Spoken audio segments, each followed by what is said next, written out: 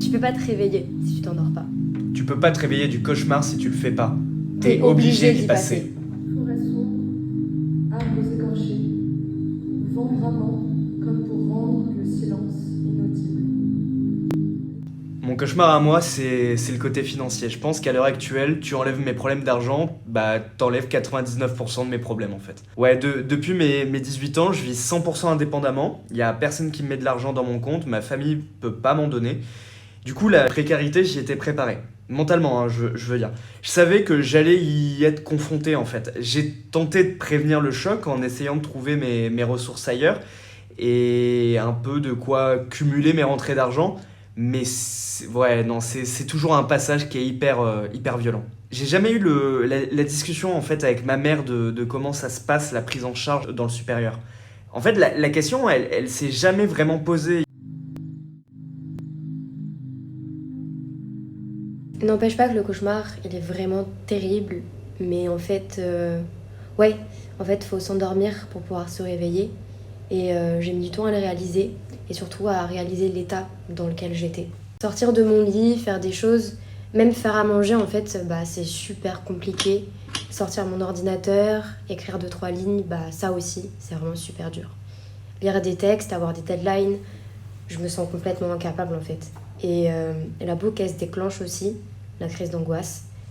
Et quand j'ai fait mon énième crise d'angoisse, je me suis dit, ok, je peux pas continuer comme ça, c'est pas possible. Je pense que en fait, c'est un peu mon corps qui m'a dit stop. Premier sur le rap. Et là, bah, quand c'est ton corps qui dit stop, c'est quand même que t'as un nouveau niveau de mal-être. Et là, il faut te dire, là, il faut que je me reprenne en fait. Je me sens vraiment très chanceux parce que je réalise que si j'avais pas cette bourse de l'État, je pourrais pas être ici, je pourrais pas vivre, je pourrais pas manger et je pourrais encore moins étudier. Mais pour le coup, j'ai pas l'impression de représenter la majorité des étudiants, du moins à Sciences Po. En fait, à Sciences Po, personne n'en parle. J'ai mis trop de temps à sauter le pas pour me faire aider. Et parfois, en fait, tu te dis que tu peux juste pas, et c'est pas grave, tu vas en cours. Ok, il y a les partiels, mais après tu fais ça, et t'oublies. Sauf qu'en fait, j'ai pas eu le temps de faire le plus important, m'occuper de moi.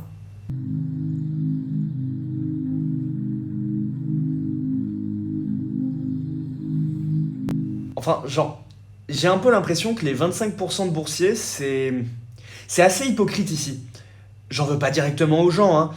Mais la norme, ça devrait pas être moi, ma situation. Enfin, non, c'est pas normal. Par contre, ouais, j'ai les morts. Je peux pas m'en empêcher d'en vouloir à ceux qui veulent une bourse pour le confort. Parce que moi, ben, non, j'ai pas le luxe d'avoir juste du confort. Si je veux une bourse, c'est parce que sinon je crève, tout simplement. Pas parce que je vivrais mieux, non, parce que sinon je vivrais pas en fait. Et pour le coup, je ne serai jamais critique des bourses qu'on perçoit en France. Je serai jamais critique de l'aide qu'on perçoit en France. Et j'en serai éternellement reconnaissant. Et Dieu sait qu'un jour, je serai heureux de payer des impôts pour aider des personnes qui sont dans la situation dans laquelle je suis là, maintenant.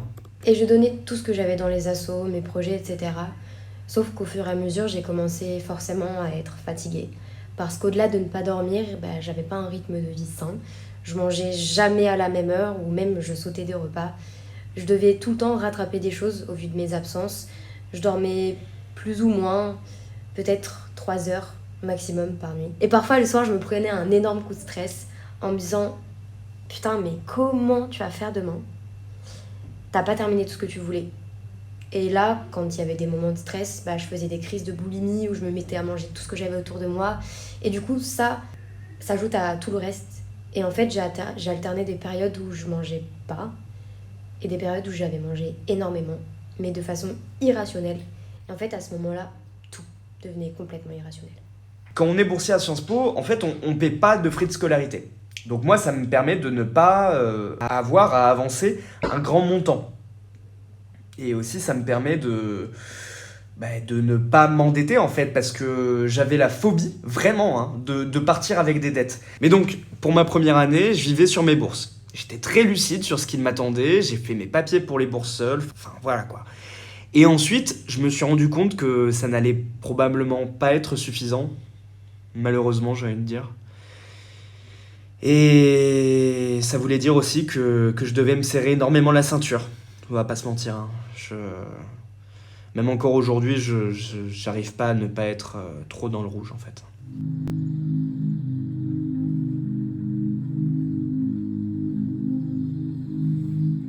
Et en fait, mes nerfs ont commencé à lâcher petit à petit. J'étais tellement fatiguée. C'est pas en mode je suis fatiguée, je vais me mettre dans mon lit, je vais dormir et après j'irai mieux en ayant dormi. C'est vraiment une fatigue où, en gros, je sentais que mon corps, à l'intérieur de moi, il me lâchait complètement.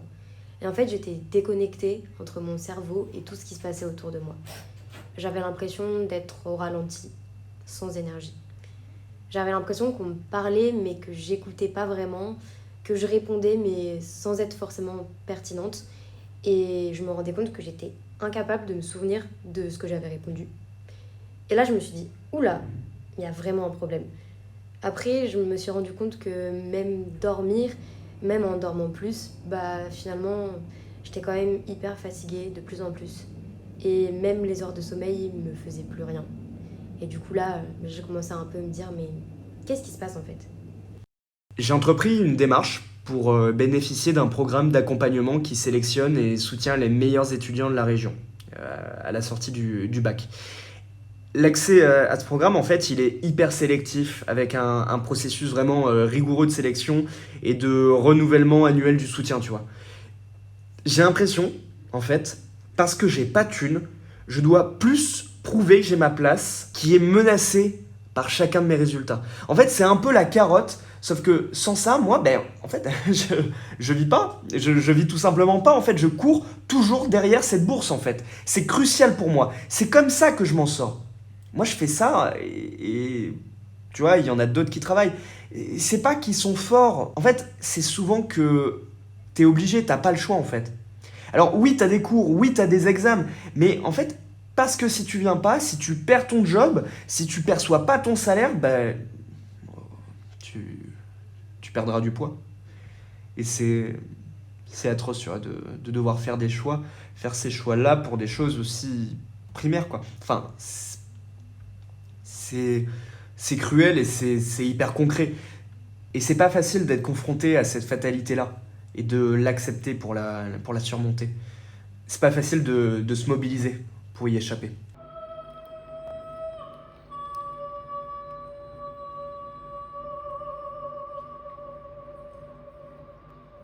Après, c'est devenu des problèmes physiques que je refusais de voir parce que j'étais dans un déni complet. Et en fait, je refusais d'être arrêtée au début parce que j'avais peur de tout devoir rattraper. J'avais beaucoup de migraines, quasiment tous les jours. Je marchais, je prenais sur moi et puis en fait, je me suis complètement écroulée. Et je pouvais plus me relever en fait. C'était impossible. Et j'avais l'impression que mes jambes ne répondaient plus à ma tête.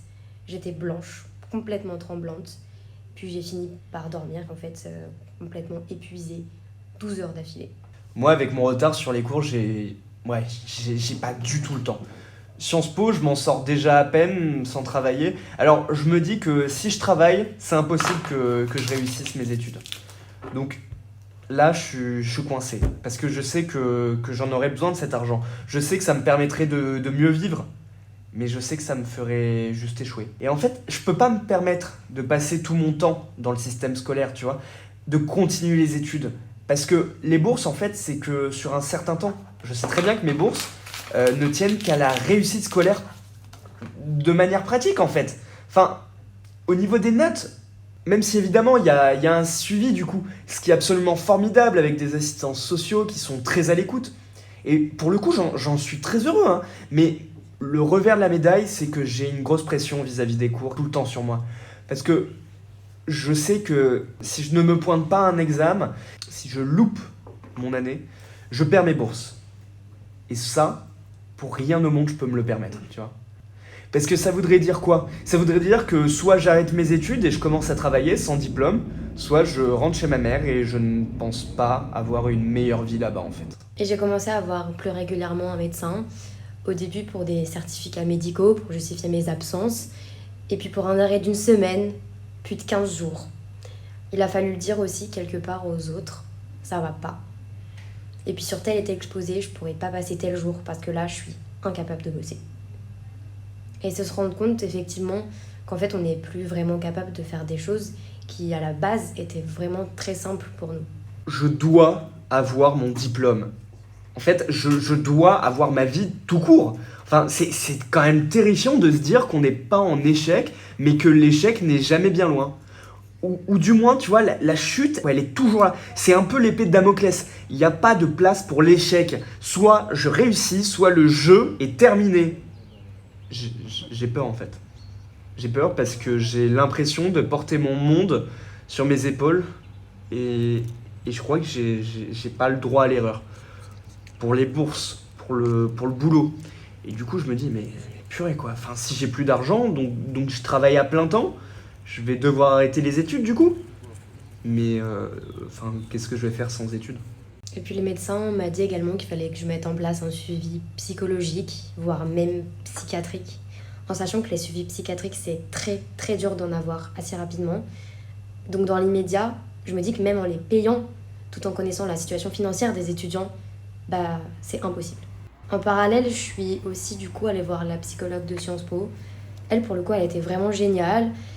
On a essayé de mettre en place des solutions pour que j'aille mieux, pour que je puisse continuer ma scolarité jusqu'à la fin de l'année, tout en essayant quand même de prendre un peu plus soin de moi. Du coup, j'ai eu des aménagements qui ont été mis en place, notamment pour un peu mieux échelonner mes rendus, pour me rendre aux cours où j'avais des oraux, mais que à ces cours-là, du coup, pour les partiels aussi. Donc au final, bah, ça m'a énormément soulagée de voir quand même qu'il y avait des choses qui pouvaient être mises en place pour tenter finalement de pouvoir un peu mieux vivre mon année, quoi. Je vais être franc, l'endettement, j'en ai une peur bleue. Déjà que je galère maintenant, alors non, il est hors de question que je rentre dans la vie active avec une dette préalable, tu vois. Je veux pas faire de prêt. Et même si normalement, si je trouve un travail, tu vois, je pourrais le rembourser, mais rien que le fait de savoir que je vais commencer dans la vie active avec un prêt étudiant, bah, ça me rajoute un stress que j'ai pas forcément envie d'avoir. Même si je pense que j'aurais pas le choix en fait. Enfin, c'est vrai que là, j'ai pas de recours en fait. Enfin, ouais, donc toute la question est d'arriver à vivre avec ce sentiment de ne jamais avoir de plan B. C'est-à-dire que tu arrives dans une dynamique où tu organises tout en fonction de ça parce que tu as peur de ne pas pouvoir te le permettre. Et tu as peur de vivre au-dessus de tes moyens en fait. Et du coup, tu rentres un peu dans cette psychose de vouloir absolument tout contrôler pour te rassurer en fait. Puis concernant mes problèmes, j'en ai parlé à mes professeurs aussi, qui ont été assez conciliants. J'en ai parlé autour de moi, à mes amis. Les profs, en fait, ils m'ont permis d'aller en conf plus soulagée. Et pour mes amis, bah, ils se sont un peu inquiétés, donc au final, c'était cool pour nous tous, en fait, de voir que j'allais de l'avant, que ça allait de mieux en mieux. Par contre, on va pas se mentir, c'est pas toujours facile, en fait, d'expliquer. L'étape a été aussi pour moi de le dire à mes parents, pour eux de comprendre que mes études, bah, ça allait pas au mieux. Et de faire face à leur peur en me voyant sécher des cours, décaler des rendus. Mais à ce moment-là, ben, ils n'avaient pas le choix. Il fallait qu'ils se fassent à l'idée aussi que j'allais pas bien et que c'était difficile pour moi. Actuellement, je mets de l'argent de côté parce que je sais que j'en aurai besoin. Dès que tu as un logement, faut donner des cautions et parfois c'est vraiment des gros montants. Et dès que tu veux bouger, il y a l'administratif, il faut prendre les transports. Tu vois, pour ma mobilité, pour le coup, je me suis vraiment serré la ceinture au point même de mettre ma santé en danger. C'était la catastrophe. C'était la catastrophe. Honnêtement, c'était la catastrophe pendant ma première année parce que je partais, enfin, comment dire, m'organiser seul, ça a été terrible. J'ai arrêté de manger parce que je devais me mettre de l'argent de côté pour pouvoir me supporter l'année prochaine. Et même en faisant ça, enfin, pour le coup, tu vois, rien qu'au stade de l'immigration, tu vois, c'était mais presque impossible. Attends, enfin, avoir plus de 10 000 euros sur un compte, enfin, c'est pas ma mère qui va pouvoir m'aider, enfin, tu vois. Et c'était mes relevés qui avaient dessus. Enfin, tu vois, précarité, en fait, ça rime avec organisation, planification, mais surtout restriction. Et puis parfois, j'ai eu peur de me perdre aussi, de perdre complètement le goût de la vie et des choses. Il y a un moment où aucun de mes plaisirs quotidiens, les livres, la musique, la danse, manger, plus rien ne semblait me rendre heureuse. J'étais dans une bulle complètement fermée en fait. Et je me sentais terriblement seule aussi. Parce que je voyais bien que mes amis, ils ont beau être là, ils font tout ce qu'ils peuvent et ils sont géniaux. Je dis pas le contraire. En fait, ils traversent pas ça. Et ils savent pas forcément ce qui se passe dans ma tête. Et puis je me suis sentie aussi un peu abandonnée par mes études. Je sortais, j'allais rigoler pendant 2 heures. Et puis après, quand je reviens chez moi, je replonge. Et alors, il a fallu y aller étape par étape, réalisation par réalisation. Mais à ce moment-là, je prends conscience que c'était à moi d'agir. Il y a un peu cette obsession de la sécurité. J'ai toujours peur du au cas où, tu vois. Imagine, il se passe quelque chose. Enfin, imagine, j'ai un problème. Imagine, je dois avancer des frais astronomiques. Imagine, j'ai un truc qui va pas. Imagine, juste imagine. Et en fait, c'est ça qui parfois... comment dire ? La ligne, elle est fine, en fait. Et parfois, ça fait un peu vriller, ça te bouffe, là, de toujours vouloir te serrer la ceinture pour mettre de l'argent de côté, parce que si t'as un problème, t'auras personne derrière toi pour te rattraper. Et c'est juste bouffant, en fait. Enfin, tout mon raisonnement gravite autour du besoin, peut-être, que c'est un peu pervers aussi, enfin, tu vois, en soi, parce que, genre, c'est facile de tomber dans le vice de concevoir tout autour de l'argent. De faire tes choix uniquement autour de l'argent et d'être un peu... Enfin ouais, d'avoir ce côté obsessionnel de la vie, de ça, au point d'en parler tout le temps, au point de ne penser qu'à ça. Accepter d'aller mal, d'avoir besoin de temps. Je me suis vraiment fait peur en fait, je me reconnaissais plus du tout. Il y a un moment où ces crises d'angoisse, elles devenaient de plus en plus récurrentes et je me voyais m'enfoncer dans des états de désespoir de plus en plus longs. Mais j'étais un peu spectateur en fait, je dissociais. Il y a des jours où on se laisse aller mal parce qu'on en a besoin. Il y a des jours où on a juste envie de pleurer. Il y a des jours où on veut être seul, etc. Il y a d'autres jours où on s'accepte, d'autres moins. Et en fait, tu te rends compte que ça fait aussi partie du chemin qu'il faut parcourir pour aller mieux.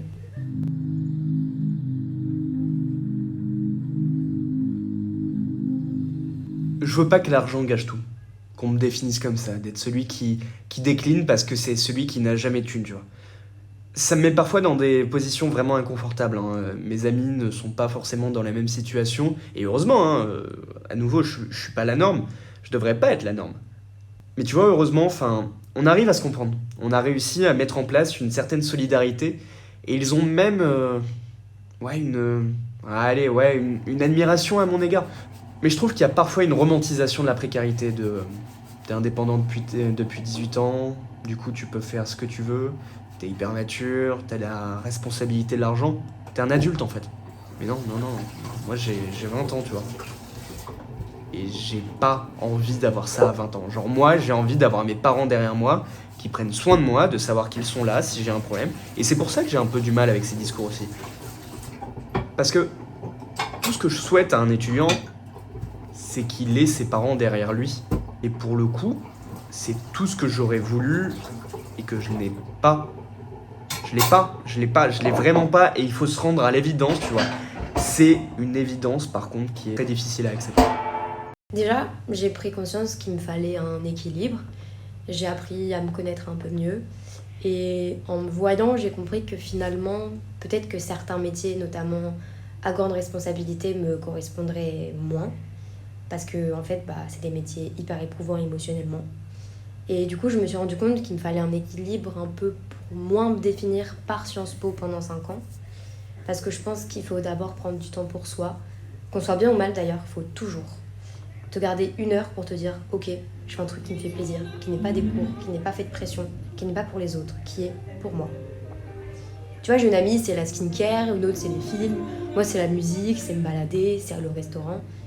Et finalement, rien que des petits trucs, c'est déjà ça. Prendre ce temps pour me connecter à moi. Et ce temps-là, je me rends compte que quand je le prends pas, ça va pas. Et quand je le prends, ça va à peu près, quoi. C'est déjà quelque chose qui m'aide à me déconnecter de tout, de mes idées noires, de mes traumatismes, de ma peur de l'avenir. Parce que en vrai, je sais pas trop ce que je vais faire après. Et s'accepter, voir que l'on fonctionne tous différemment, notamment scolairement, ça fait aussi partie du travail que j'entends. Mais apprendre à lâcher prise, apprendre à trouver son équilibre, c'est un peu cette balance que je m'impose, mais qui en même temps est complètement salvatrice. C'est difficile à trouver comme équilibre, mais c'est-à-dire accepter de ne pas non plus contrôler absolument tout. Parce que dans ce cas-là, vraiment, tu pètes complètement un câble. Hein. Parce que c'est ce que j'ai essayé de faire, en fait, de contrôler absolument chaque détail de ma vie. Et là, maintenant, je pense que j'ai vraiment appris à quand même un peu lâcher certaines choses. Donc c'est ça aussi. En fait, apprendre à lâcher prise, apprendre à se connaître au final, installer une routine, etc., c'est un mélange de discipline, mais aussi de lâcher prise. Parce que c'est pas facile, hein. Ouais. Parce que c'est super violent comme situation. Mais super intense à vivre aussi. Je pense que le mot, c'est angoissant. Mais je pense que pour ma part, du moins, tu vois, le côté social dans ça et jugement extérieur, en fait, ça passe tellement en second pour moi. Dans la mesure où vraiment mon problème principal, il est très concret. Je fais le choix entre manger ou sortir. Je peux pas me soucier du jugement des autres quand mon problème principal, c'est payer ma facture de téléphone. Les problématiques, elles sont tellement concrètes et sérieuses que ça ne me permet même pas de prendre au sérieux la prise en compte sociale autour de ma précarité. C'est important pour moi de pas mettre de malaise autour et de vraiment être à l'écoute s'il y a besoin parmi mes amis. Tu vois, parce que je sais que c'est vraiment utile pour se rassurer. Et je sais que moi, tu vois, me concernant, j'en parlais assez peu en fait. Et puis maintenant, j'ai une vraie rage de vivre. J'ai plein d'idées, j'ai envie de faire plein de choses. J'ai des super amis avec qui j'ai envie de passer des super moments. Et on se soutient tous, on parle, on s'aide. J'ai 20 ans. Et je crois que j'ai envie de faire ça parce que j'ai envie de me prouver à moi-même que je suis capable de le faire. Et aussi me dire que j'ai une raison d'être là. Mais je pense que c'est vraiment cette idée de me dire à moi-même que je suis forte et que je peux le faire. S'il y a bien un truc que je pense qu'on doit retenir, c'est qu'il faut prendre conscience des choses, tu vois. Parce que moi, je sais à quoi me sert cette bourse et je sais à quoi cet argent me sert. Et surtout, je sais que sans ça, je pourrais juste rien faire. Je pourrais juste rien être. Ma vie, elle se construit sur ça parce que c'est grâce à ça, c'est grâce à mon dossier social étudiant que je touche ma bourse. Et c'est grâce à ça que j'ai pu avoir un logement, un logement Crous. La romantisation du truc, encore une fois, c'est... Ah, tu payes pas cher, mais t'as trop de chance en fait. Enfin, excuse-moi, mais tu crois que je vais vraiment au Crous par plaisir, franchement? Tu crois que si j'avais les moyens, je vivrais au Crous? Enfin, sérieusement? Mais je mange midi et soir aux rues. Enfin, mais attends, mais qui rêve de ça? Enfin, vraiment, qui rêve de ça? Je pense que si j'en avais pas vraiment la nécessité, je m'en affligerais pas, tu vois. Ce train de vie-là, c'est pas moi qui l'ai choisi, je le subis. Je suis pas malheureux non plus, tu vois. Je me dis, je suis super reconnaissant d'avoir cette option-là parce que ça me permet de m'en sortir. Et merci Jésus, je l'ai. Et j'en suis mais tellement heureux. Je sais pas comment je ferai déjà. Mais au-delà de ça, j'ai grave dédramatisé le truc où je me dis que c'est pas grave. C'est pas pire, on mange pas hyper mal et en vrai, le plus important, voilà, j'ai un toit quoi. J'ai du chauffage, j'ai l'eau chaude. C'est cool quoi. Même si c'est un peu le mode survie. Alors oui, j'ai peur. J'ai peur de rater. J'ai peur d'être absente et j'ai peur d'être un poids. J'ai peur de me planter. J'ai peur de mon avenir parce que je sais pas du tout où je vais. Mais j'essaie un peu quand même de tenir le coup parce que je me retrouve, je me comprends et je me redécouvre. J'essaye de trouver des solutions, je lance des projets et je donne un sens à tout. Et puis, au final, je me rends compte qu'on avance quand même, à notre rythme certes, mais on avance quand même.